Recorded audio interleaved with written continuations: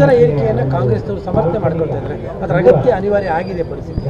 ಏನು ಮಾಡಿದ್ದಾರೆ? ಬಸ್ ದರದ ಹೆಚ್ಚಳ. ನಾನು ಆಗಲೇ ಹೇಳಿದ್ದೀನಿ, ಬೆಲೆ ಏರಿಕೆದು ಏನು ಎಲ್ಲ ಉತ್ಪನ್ನಗಳು ಸಹ ನೀವು ನೋಡೋಕೆ ಹೋದರೆ ಹಾಲು, ಪೆಟ್ರೋಲು, ಏನು ಇವಾಗ ಈ ಬಸ್ಸು ಏನು ಫೇರ್ ಇದೆ ಅದನ್ನು ಸಹ ಅವರು ಏರಿಕೆ ಮಾಡಿರೋದು ಇದು ಖಂಡನೀಯ. ಕಾರಣಾಂತರದಿಂದ ಅವರು ಏನು ಈ ಗ್ಯಾರಂಟಿ ಯೋಜನೆ ಅದರ ಬೆಂಬಲಕ್ಕಾಗಿ ಇದು ಬೇರೆ ಕಡೆಯಿಂದ ಹಣ ಉತ್ಪಾದಿಸುವಂಥದ್ದು ಆಗ್ತಾ ಇದೆ. ಸೊ ಈ ನಿಟ್ಟಿನಲ್ಲಿ ಅವರು ನಿಜವಾಗ್ಲೂ ಒಂದು ಪರಿಶೀಲನೆ ಮಾಡಬೇಕಾಗಿದೆ. ಯಾವ್ಯಾವ ಯೋಜನೆ ತಮ್ಮ ಏನು ಆರ್ಥಿಕ ಒಂದು ಚೌಕಟ್ಟಿನಲ್ಲಿ ಅದಕ್ಕೆ ಸಾಧ್ಯವಾಗುತ್ತೋ ಇಲ್ವೋ ಅಂತ ಪರಿಶೀಲನೆ ಮಾಡಬೇಕಾಗಿರುವಂಥದ್ದು ಸಮಯ. ರಾಜ್ಯದ ಒಂದು ಸಮಸ್ತರಿಗೆ ಅವರ ಹಿತಕ್ಕಾಗಿ ಯೋಜನೆಗಳನ್ನು ಸ್ಥಾಪನೆ ಮಾಡಬೇಕಾಗಿರೋದು ಒಂದು ಸರ್ಕಾರದ ಉದ್ದೇಶ. ಅದಕ್ಕಾಗಿ ಈ ನಿಟ್ಟಿನಲ್ಲಿ ಅವರು ಕೆಲಸ ಮಾಡಿದ್ರೆ ಉತ್ತಮ ಅಂತ ನಾವು ಭಾವಿಸ್ತೀವಿ. ಗ್ಯಾರಂಟಿ ಯೋಜನೆಗಳ ಪುನರ್ ಪರಿಶೀಲನೆ ಆಗಬೇಕು. ಅವರು ಗ್ಯಾರಂಟಿಯ ಒಂದು ಆಧಾರ ಮೇಲೆ ಚುನಾವಣೆ ಗೆದ್ದಿದ್ದಾರೆ. ಸೊ ಆ ಗ್ಯಾರಂಟಿಗಳು ಕೊಡಲೇಬೇಕು ಅವರು. ಸೊ ಅವರು ಏನು ಆರ್ಥಿಕ ದೃಷ್ಟಿಯಿಂದ ಏನು ಮಾಡಬೇಕೋ ಇಲ್ವೋ ಅವ್ರು ನೋಡಬೇಕಾಗಿದೆ ಎಲ್ಲಕ್ಕಿಂತ ಮುಖ್ಯವಾಗಿ.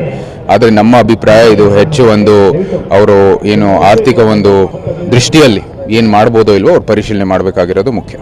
ಹಾಲಿನ ದರವನ್ನು ಕೂಡ 10 ರೂಪಾಯಿ ಹೆಚ್ಚಳ ಮಾಡಬೇಕು. ಹಾಲಿರ್ಬೋದು, ಪೆಟ್ರೋಲ್ ಡೀಸೆಲ್ ಇರ್ಬೋದು, ಅನೇಕ ಉತ್ಪನ್ನಗಳ ಏನು ಬೆಲೆ ಏರಿಕೆ ಆಗಿದೆ. ಸೊ ಇದೇನು ಹೊಸದೇನಲ್ಲ, ನಾವು ಇದು ಸುಮಾರು 1 ವರ್ಷದಿಂದ ಅನುಭವಿಸ್ತಾ ಬಂದಿದ್ದೀವಿ. ನಮ್ಮ ಭಾರತೀಯ ಜನತಾ ಪಾರ್ಟಿನೂ ಸಹ ಭಾಳಷ್ಟು ಏನು ಪ್ರತಿಭಟನೆಗಳು ಕೂಡ ಈ ಒಂದು ಬೆಲೆ ಏರಿಕೆ ಒಂದು ದೃಷ್ಟಿಯಲ್ಲಿ ಏರ್ಪಡಿಸಿದ್ದೀವಿ. ಸೊ ಇದೆಲ್ಲನೂ ರಾಜ್ಯಕ್ಕೆ ಅನನುಕೂಲ ಆಗ್ತಾ ಇರುವಂಥ ದೃಷ್ಟಿಯಲ್ಲಿ ಅವರು ಪುನರ್ ಪರಿಶೀಲನೆ ಮಾಡಿ ನಂತರ ಇದು ಏನಿದೆ ಈ ಗ್ಯಾರಂಟಿ ಯೋಜನೆ ಎಲ್ಲನೂ ಕೂಡ ಅವರು ಏನು ಅವರ ಎಲೆಕ್ಷನ್ ಪ್ರಾಮಿಸ್ ಅಂದ ಮೇರೆಗೆ ಅವ್ರು ಮಾಡಲೇಬೇಕು. ಸೊ ಅದಕ್ಕಾಗಿ ಅವರು ಮಾಡ್ತಾರೆ. ಆದರೂ ಸಹ ನಾವು ಆರ್ಥಿಕ ದೃಷ್ಟಿಯಿಂದ ಸಮಾಜದ ಹಿತಕ್ಕಾಗಿ ಕೆಲಸ ಮಾಡಬೇಕಾಗಿರೋದು ನಾವು ಸಹ ಒಂದು ವಿರೋಧ ಪಕ್ಷದ ಜವಾಬ್ದಾರಿಯಲ್ಲಿ ನಾವು ಸಹ ಮುಂದುವರಿತೀವಿ. ಪ್ರಿನ್ಸೆಸ್ ರೋಡ್ ಸಂಬಂಧಪಟ್ಟಂಗೆ ನಿನ್ನೆ ನೀವು ಪ್ರತಿಭಟನೆಯಲ್ಲಿ ಭಾಗಿಯಾಗಲಿಲ್ಲ, ಬಟ್ ಬಿಜೆಪಿ ಅವರು ಪ್ರತಿಭಟನೆ ಮಾಡಿದ್ದಾರೆ. ಹೌದು, ನಿಜ. ನಾನು ನಿನ್ನೆ ಅಂದರೆ ಮೊನ್ನೆ ಸಾಯಂಕಾಲನೇ ಇವರು ಆಯುಕ್ತರ ಮುಂದೆ ನಾನು ಹೋಗ್ಬಿಟ್ಟು ಏನೇನು ದಾಖಲೆಗಳಿದೆ ಕೊಟ್ಟೆ. ನಿನ್ನೆ ನಮ್ಮ ನಿಮ್ಹಾನ್ಸಲ್ಲಿ ಇವರು ಮಾನ್ಯ ಇದು ರಾಷ್ಟ್ರಪತಿಯವರು ಬಂದಿರೋ ಕಾರಣಕ್ಕಾಗಿ ಅಲ್ಲಿ ಹೋಗಬೇಕಾಗಿತ್ತು. ಆದರೆ ನಾನು ಆಗಲೇ ಹೇಳಿದೆ ನಮ್ಮ ಬಿ ಜೆ ಪಿನ ಎಲ್ಲ ಮುಖಂಡರಿಗೆ ಮತ್ತು ಕಾರ್ಯಕರ್ತರಿಗೆ ನಮ್ಗೆ ಬರೋಕ್ಕಾಗಲ್ಲ, ಆದರೆ ನಿಮ್ಮ ಪ್ರತಿಭಟನೆ ಮುಂದುವರಿಲಿ ಅಂತ. ಇದೇನು ಅರಮನೆಗೆ ಸಂಬಂಧಪಟ್ಟಿರೋ ವಿಷಯ ಅಲ್ಲ, ಇದು ಸಮಸ್ತ ಮೈಸೂರಿನವರು ಸಮಸ್ತ ಕರ್ನಾಟಕದವ್ರಿಗೆ ಸೇರಿರುವಂಥದ್ದು ವಿಷಯ. ಅವರು ಇದು ಈ ಲೆಗಸಿ ಇರೋದು ಪ್ರತಿಯೊಬ್ಬರದ್ದು ಸಹ ಆ ನಿಟ್ಟಿನಲ್ಲಿ ಅವರು ಮುಂದುವರಿತಾ ಇದ್ರು. ನಮ್ಮ ಬೆಂಬಲ ಯಾವಾಗಲೂ ಇದ್ದೇ ಇದೆ. ಅವ್ರು ಕನ್ವಿನ್ಸ್ ಆಗೋದು ಇಲ್ವೋನೋ ನಮಗೇನು ಅದು ಮುಖ್ಯ ಅಲ್ಲ. ನಮಗೆ ಕಾನೂನಾತ್ಮಕವಾಗಿ ಏನು ನಿಜ ಸತ್ಯ ಆಗಲೇ ನಾಮಕರಣ ಆಗಿರುವಂಥದ್ದು ರೋಡು ಅವ್ರನ್ನ ಗುರುತಿಸಿ ಏನು ಕಾನೂನು ಮತ್ತು ಅವರ ನೀತಿ ನಿಯಮ ಮೂಲಕ ಕೆಲಸ ಮಾಡಲಿ ಅಂತ ನಮ್ಮ ಆಸೆ. ಮೊನ್ನೆ ಒಂದು ಹೇಳ್ತಾ ಇದ್ರು, ಕೆಲವೊಂದು ಬದಲಾಯಿಸಬಹುದು ನಾವು ನಿಯಮದಲ್ಲಿ ಇದೆ, ನಮ್ಮ ಹತ್ರ ಅವಕಾಶ ಇದೆ, ಬದಲಾಯಿಸೋ ಮೂಡಲ್ಲಿ ಇದ್ದಂಗೆ ಇದ್ದಾರಲ್ಲ, ಬದಲಾಯಿಸಬಹುದು ಅಂತ. ಇಲ್ಲಿಗೆ ಅದಕ್ಕೆ ಯಾವುದೋ ಒಂದು ಮುಖ್ಯವಾದ ಕಾರಣ ಇರಬೇಕು. ಇಲ್ಲಿ ಜನರ ಹಿತಕ್ಕಾಗಿ ಶುರುವಾಗಿರುವಂಥದ್ದು ಅನೇಕ ಸಂಸ್ಥೆಗಳು ಪ್ರಿನ್ಸ್ ಅನ್ನು ಇಟ್ಟಿದ್ದಾರೆ. ಇದೆಲ್ಲನೂ ಕೂಡ ಲೆಗಸಿ ಮೈಸೂರಿನ ಪಾರಂಪರೆ ಗುರುತಿಸದೇನೆ ಅವ್ರದೇ ಆದ ಒಂದು ಇತಿಹಾಸ ಸೃಷ್ಟಿ ಮಾಡಕ್ಕೆ ಹೋಗ್ತಾ ಇದ್ರೆ ಅದು ತಪ್ಪು ಅಂತ ನಾವು ಹೇಳ್ತಾ ಇದ್ದೀವಿ.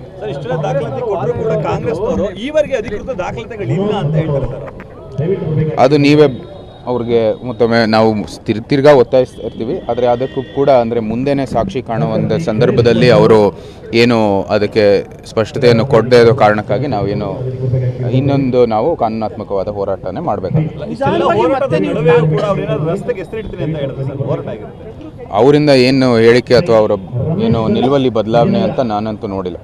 ಸರ್, ಈಗ ನಿಧಾನವಾಗಿ ಮತ್ತೆ ಅರಮನೆ ಟಾರ್ಗೆಟ್ ಆಗ್ತಾ ಇದೆಯಾ ಪೊಲಿಟಿಕಲ್? ಇದೇನು ತಿರ್ಗಾ ಅಂತಲ್ಲ, ಇವಾಗ ಹೆಚ್ಚು ಗಮನ ಬರ್ತಾ ಇದೆ. ಒಂದು ರಾಜಕೀಯದ ಒಂದು ವೃತ್ತ ಜೀವನ ಪ್ರಾರಂಭ ಆಗಿದ ನಂತರ ಹೆಚ್ಚು ಗಮನ ಹರಿಸ್ತಾ ಇದ್ದಾರೆ ಅಷ್ಟು ಜನ. ಇದು ನಿರಂತರವಾಗಿ ನಡೀತಾ ಇರುವಂಥದ್ದು ಕೆಲಸ. ಇಲ್ಲ, ನನ್ನ ಪ್ರಕಾರ ಇದು ಹಿಂದೆನೂ ಇಷ್ಟೇ ಆಗ್ತಾ ಇತ್ತು, ಇವಾಗಲೂ ಸಹ ಇದೇ ಆಗ್ತಾ ಇದೆ.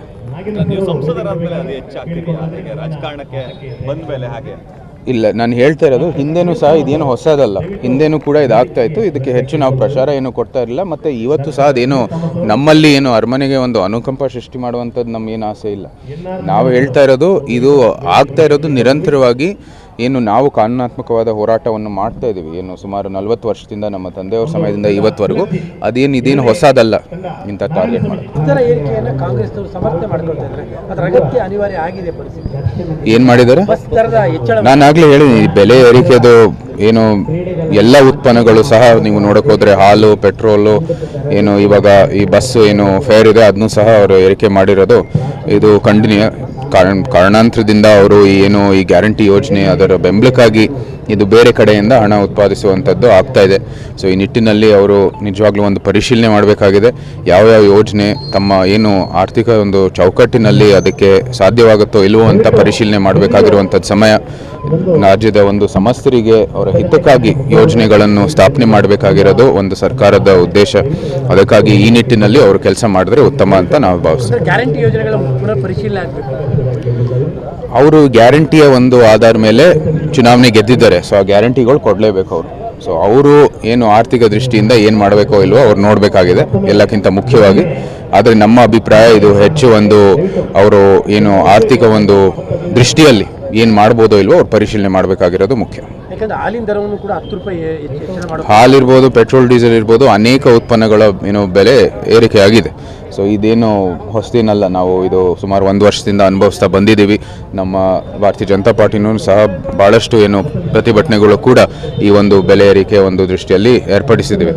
ಸೊ ಇದೆಲ್ಲನೂ ರಾಜ್ಯಕ್ಕೆ ಅನನುಕೂಲ ಆಗ್ತಾ ಇರುವಂಥ ದೃಷ್ಟಿಯಲ್ಲಿ ಅವರು ಪುನರ್ ಪರಿಶೀಲನೆ ಮಾಡಿ ನಂತರ ಇದೇನಿದೆ ಈ ಗ್ಯಾರಂಟಿ ಯೋಜನೆ ಎಲ್ಲನೂ ಕೂಡ ಅವರು ಏನು ಅವರ ಎಲೆಕ್ಷನ್ ಪ್ರಾಮಿಸ್ ಅಂದ ಮೇರೆಗೆ ಅವ್ರು ಮಾಡಲೇಬೇಕು. ಸೊ ಅದಕ್ಕಾಗಿ ಅವರು ಮಾಡ್ತಾರೆ. ಆದರೂ ಸಹ ನಾವು ಆರ್ಥಿಕ ದೃಷ್ಟಿಯಿಂದ ಸಮಾಜದ ಹಿತಕ್ಕಾಗಿ ಕೆಲಸ ಮಾಡಬೇಕಾಗಿರೋದು ನಾವು ಸಹ ಒಂದು ವಿರೋಧ ಪಕ್ಷದ ಜವಾಬ್ದಾರಿಯಲ್ಲಿ ನಾವು ಸಹ ಮುಂದುವರಿತೀವಿ. ಪ್ರಿನ್ಸಸ್ ರೋಡ್ ಸಂಬಂಧಪಟ್ಟಂಗೆ ನಿನ್ನೆ ನೀವು ಪ್ರತಿಭಟನೆಯಲ್ಲಿ ಭಾಗಿಯಾಗಲಿಲ್ಲ ಸರ್, ಬಟ್ ಬಿಜೆಪಿ ಅವರು ಪ್ರತಿಭಟನೆ ಮಾಡಿದ್ದಾರೆ. ಹೌದು, ನಿಜ. ನಾನು ನಿನ್ನೆ ಅಂದರೆ ಮೊನ್ನೆ ಸಾಯಂಕಾಲನೇ ಇವರು ಆಯುಕ್ತರ ಮುಂದೆ ನಾನು ಹೋಗ್ಬಿಟ್ಟು ಏನೇನು ದಾಖಲೆಗಳಿದೆ ಕೊಟ್ಟೆ. ನಿನ್ನೆ ನಮ್ಮ ನಿಮ್ಹಾನ್ಸಲ್ಲಿ ಇವರು ಮಾನ್ಯ ಇದು ರಾಷ್ಟ್ರಪತಿಯವರು ಬಂದಿರೋ ಕಾರಣಕ್ಕಾಗಿ ಅಲ್ಲಿ ಹೋಗಬೇಕಾಗಿತ್ತು.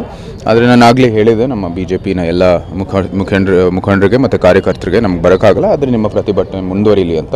ಇದೇನು ಅರಮನೆಗೆ ಸಂಬಂಧಪಟ್ಟಿರೋ ವಿಷಯ ಅಲ್ಲ, ಇದು ಸಮಸ್ತ ಮೈಸೂರಿನವರು ಸಮಸ್ತ ಕರ್ನಾಟಕದವ್ರಿಗೆ ಸೇರಿರುವಂಥದ್ದು ವಿಷಯ. ಅವರು ಇದು ಈ ಲೆಗಸಿ ಇರೋದು ಪ್ರತಿಯೊಬ್ಬರದ್ದು ಸಹ. ಆ ನಿಟ್ಟಿನಲ್ಲಿ ಅವರು ಮುಂದುವರಿತಾ ಇದ್ರು. ನಮ್ಮ ಬೆಂಬಲ ಯಾವಾಗಲೂ ಇದ್ದೇ ಇದೆ. ಅವ್ರು ಕನ್ವಿನ್ಸ್ ಆಗಿದ್ದಾರೆ ಅಂತ ಅನ್ಕೋತೀರಾ ಟ್ರಂಪ್ ಡಾಕ್ಯುಮೆಂಟ್ಸ್ಗೆ? ಅವ್ರು ಕನ್ವಿನ್ಸ್ ಆಗೋದು ಇಲ್ವೋನೋ ನಮಗೇನು ಅದು ಮುಖ್ಯ ಅಲ್ಲ.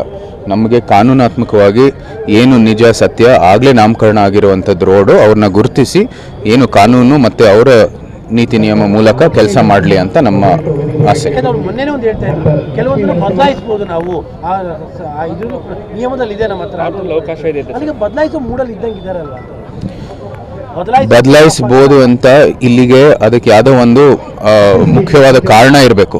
ಇಲ್ಲಿ ಜನರ ಹಿತಕ್ಕಾಗಿ ಶುರುವಾಗಿರುವಂಥದ್ದು ಅನೇಕ ಸಂಸ್ಥೆಗಳು ಪ್ರಿನ್ಸನ್ನು ಇಟ್ಟಿದ್ದಾರೆ. ಇದೆಲ್ಲನೂ ಕೂಡ ಲೆಗಸಿ ಮೈಸೂರಿನ ಪಾರಂಪರೆ ಗುರುತಿಸದೇನೆ ಅವ್ರದ್ದೇ ಆದ ಒಂದು ಇತಿಹಾಸ ಸೃಷ್ಟಿ ಮಾಡಕ್ಕೆ ಹೋಗ್ತಾ ಇದ್ರೆ ಅದು ತಪ್ಪು ಅಂತ ನಾವು ಹೇಳ್ತಾ ಇದ್ದೀವಿ.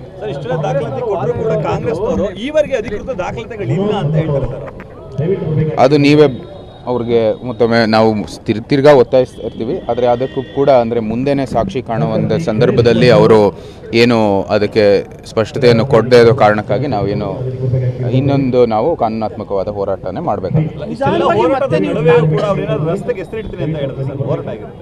ಅವರಿಂದ ಏನು ಹೇಳಿಕೆ ಅಥವಾ ಅವರ ಏನು ನಿಲುವಲ್ಲಿ ಬದಲಾವಣೆ ಅಂತ ನಾನಂತೂ ನೋಡಿಲ್ಲ. ಸರ್, ಈಗ ನಿಧಾನವಾಗಿ ಮತ್ತೆ ಅರಮನೆ ಟಾರ್ಗೆಟ್ ಆಗ್ತಾ ಇದೆಯಾ ಪೊಲಿಟಿಕಲ್? ಇದೇನು ತಿರ್ಗಾ ಅಂತಲ್ಲ, ಇವಾಗ ಹೆಚ್ಚು ಗಮನ ಬರ್ತಾ ಇದೆ. ಒಂದು ರಾಜಕೀಯದ ಒಂದು ವೃತ್ತ ಜೀವನ ಪ್ರಾರಂಭ ಆಗಿದ ನಂತರ ಹೆಚ್ಚು ಗಮನ ಹರಿಸ್ತಾ ಇದ್ದಾರೆ ಅಷ್ಟು ಜನ. ಇದು ನಿರಂತರವಾಗಿ ನಡೀತಾ ಇರುವಂಥದ್ದು ಕೆಲಸ. ಇಲ್ಲ, ನನ್ನ ಪ್ರಕಾರ ಇದು ಹಿಂದೆನೂ ಇಷ್ಟೇ ಆಗ್ತಾ ಇತ್ತು, ಇವಾಗಲೂ ಸಹ ಇದೇ ಆಗ್ತಾ ಇದೆ.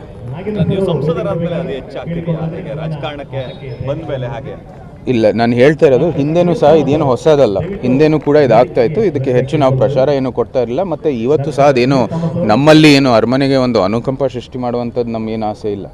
ನಾವು ಹೇಳ್ತಾ ಇರೋದು ಇದು ಆಗ್ತಾ ಇರೋದು ನಿರಂತರವಾಗಿ ಏನು ನಾವು ಕಾನೂನಾತ್ಮಕವಾದ ಹೋರಾಟವನ್ನು ಮಾಡ್ತಾ ಇದ್ದೀವಿ. ಏನು ಸುಮಾರು 40 ವರ್ಷದಿಂದ ನಮ್ಮ ತಂದೆಯವ್ರ ಸಮಯದಿಂದ ಇವತ್ತವರೆಗೂ ಇದೇನು ಹೊಸದಲ್ಲ ಇಂಥ ಟಾರ್ಗೆಟ್ ಮಾಡೋದು.